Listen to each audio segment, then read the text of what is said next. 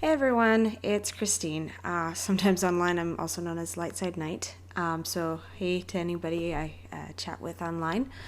I'm just here because this isn't going to be like my last video, which was kind of a big rant about where I thought Star Wars was at, and I went and I talked about pretty much everything about Star Wars, which was, really nice to just kind of get a lot of that off my chest. But this isn't going to be like that. This is going to be very, very pointed, as I'm sure it is for a lot of people. Luke Skywalker is definitely one of the best characters in the Star Wars universe. I was always a big fan, and I think that's why when I watched The Last Jedi, it was so crushing to see him. Not that heroes can't go through some sort of dark arc, but I expected him to eventually kind of pull out of it, I guess.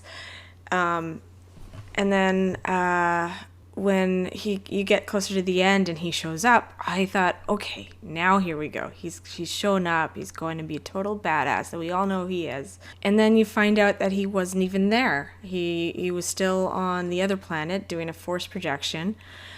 And then I think my jaw dropped when I saw that he died from force exhaustion or something. I don't know, but I was like, okay, so he was a coward because he didn't even go himself, and then he died from nothing. I one time I read fanfics once in a while, and just for fun. And I started to read this one where this girl was talking about how one Jedi found another Jedi who was close to death because of force exhaustion. And the other Jedi used healing abilities, which, is, according to Disney Star Wars, instantaneous, and brought that person back. And I was like, oh no. It sounds like this person's a fan of the sequel trilogy. And I was done reading that story. And correct me if I'm wrong, because I'm not an expert by any means of the expanded universe. I definitely read them when I was younger, and I loved them. I remember reading the Thrawn trilogy when I was a teenager, and I couldn't put it down. But from what I understand, there were some Jedi that did have healing abilities, but it wasn't this instantaneous thing. It was like kind of like assisting your blood cells, or your natural healing ability, just kind of speed it up a little bit. Because otherwise, every time somebody died near a Jedi, then that Jedi just comes off as a jerk because they didn't save them. Anyway, the point of this video was actually to talk about Luke Skywalker, and more specifically, how he's been betrayed in movies and whatnot. Now, if anybody who hasn't seen, I'm just gonna stop right here and say, if anyone who hasn't seen the season finale of The Mandalorian, just stop right now. Luke, everyone knows the story that he's the son of Darth Vader, who was a very powerful Sith, and Luke, in his own right, was also very powerful. He was it took him a while to be trained. He didn't learn to be as powerful as he was overnight. I mean, if you remember from episode 5, he could barely move his lightsaber enough to save himself when he was in the frozen cave. So he needed training, which he got from Yoda, and eventually over time he became powerful. And that's kind of how he's also been portrayed in the novels too. He's very compassionate. He cares about others. He never gives up on anybody. He no matter what you've done, he's always seeking that redemption in everybody. And he's still like a force to be reckoned with. And when I finally watched The Mandalorian season finale, I watched it with my 5-year-old who really enjoys watching it with me. And he was getting really intense with the whole, like, the droids coming through the door. He was like huddled up next to me, and he told me he was really scared. This X-wing that comes in, and I'm like, okay. And then I was like, well, who's it gonna be? I mean, at first my thought was to the Republic officers that the Mandalorian had met earlier had shown up, but then I was like, there's just one, so that doesn't sound like that's somebody who's going to save the day with that many dark troopers. And then I saw, you can only see on the screen, it's not like when they're watching the security monitors, it's not in color, it's in, so when I saw a lightsaber, and at first I thought Ahsoka's come back, but then I was like, no, that's just one lightsaber. She has two, and then you get the shot of the green, and I was like, oh my gosh, that can't be. They wouldn't. But then I was like, he's dressed all in black. He's dressed like how he was in Return of the Jedi, and then I was like, he's got one gloved hand, and that cinched it for me. I was like, no, that's Luke Skywalker. I was jumping up and down going, that's Luke. I was so happy, and he was just wrecking those dark troopers. Anyway, he just kind of goes through these droids and just kind of, and I was like, yes, that's the Luke I wanted to see. That's the Luke I was expecting to see when I heard he was going to be in The Last Jedi. I was like, that's him.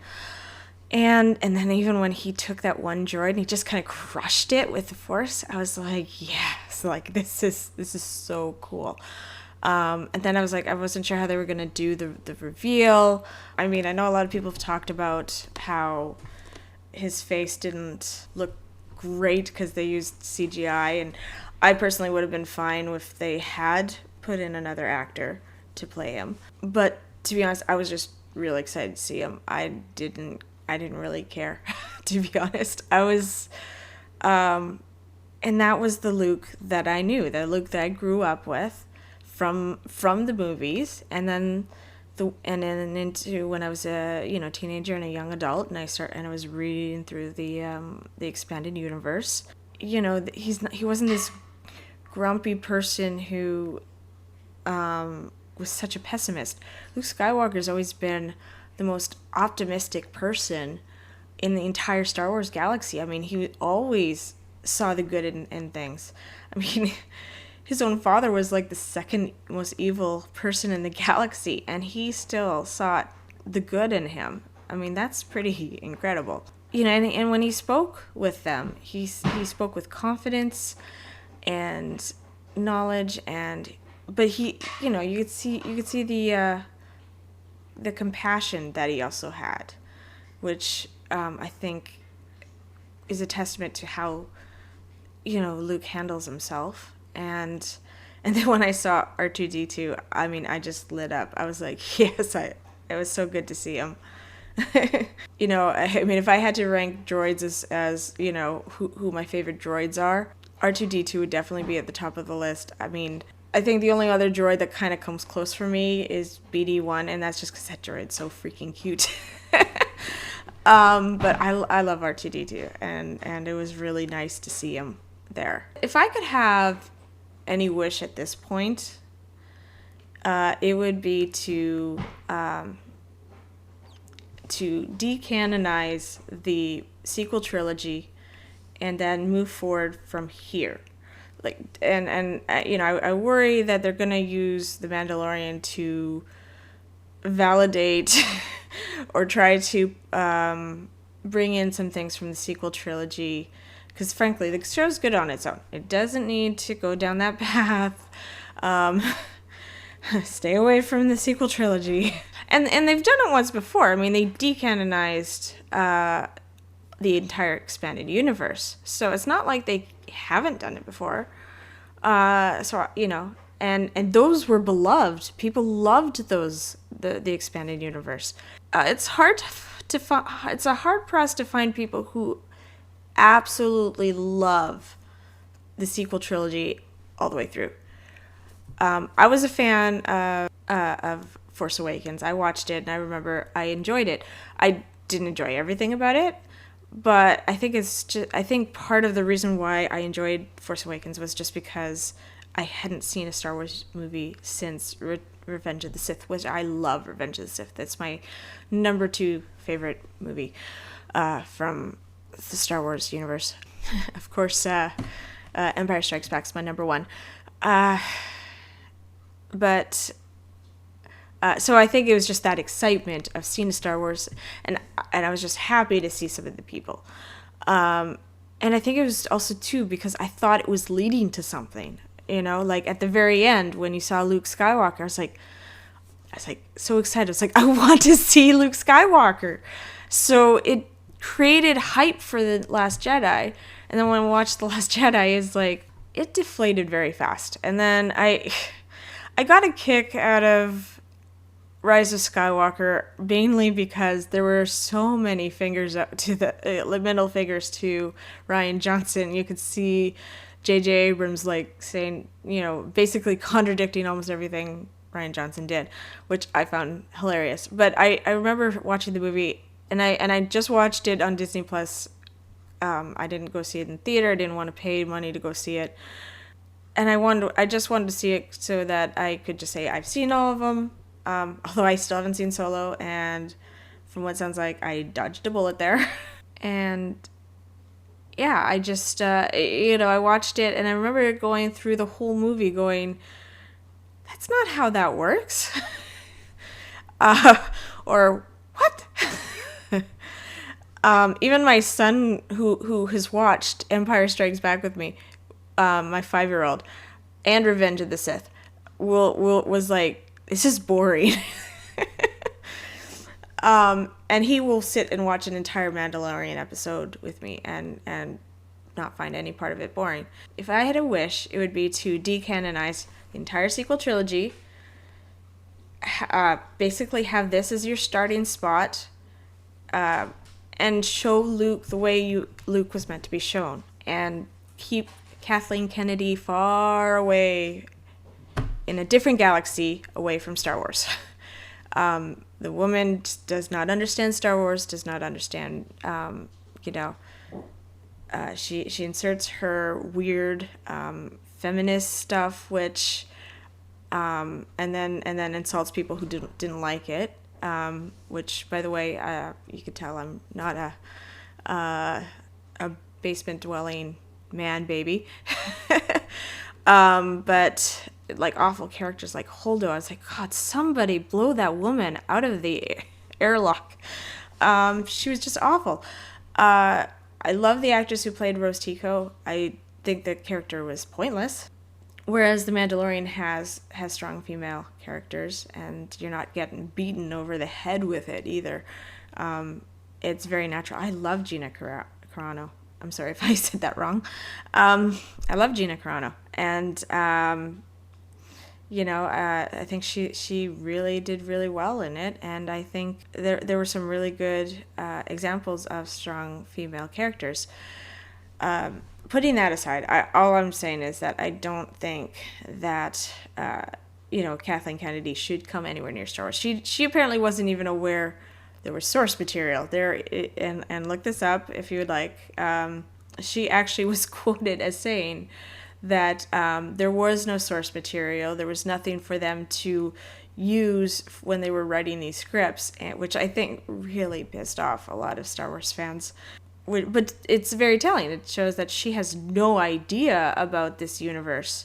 What I loved about what George Lucas did was that he kept the politics in a way kind of vague, so that it could speak to different generations, and still have an impact without it being, when you start to do it with very specific agendas and very specific politics, it's not going to work, 20 years from now. People aren't going to relate to it. Whereas I think the politics that George Lucas did was much more broad and could you could find examples throughout history of them, and that's what I appreciated too. It wasn't preachy, it wasn't anything like that. Anyway, back to Luke. I just think that this is how you do Luke Skywalker, and it reminds me of who he was in the novels, and it reminds me of who he was in the movies. And you could tell that the people who do who work on the Mandalorian are people who actually have some understanding of the galaxy that they're in, and who the people are. So I will leave it at that. I will say thank you for watching my video. I will talk to you later.